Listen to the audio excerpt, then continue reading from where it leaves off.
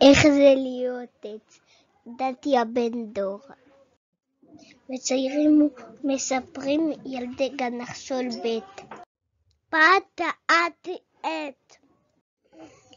עץ, איך זה להיות עץ? אתה בוודאי מתלוצץ. אמר העץ. לא, אבל לא אמרתי.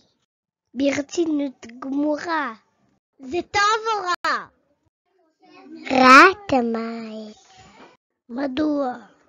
ולא אכפת לכם אתה תקוע כל השבוע?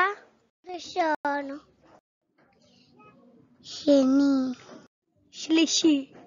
רביעי. חמישי. שישי. שבת. אני תקוע. אני נאה תקוע. לא מתחשק לך לפעמים.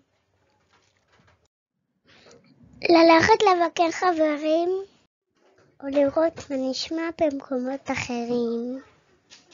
אין לי כל צורך לנוד ולנוע. ציפורים מזמלות לי באופן קבוע. פרפרים לי נושקים. מלטפת הלוח. ולנגד עיניי כל האופק פתוח. ובלילה שכולם משנים, אז מה? בלילה אני מאזין לדממה ושומע. איך נושמת האדמה? איך פירות מבשילים? איך יורדים הטללים? ובתוך הנפי ישנים גוזלים. ואני שומע שנתם. אני אוהב אותך עץ. אמרתי. והלכתי לדני.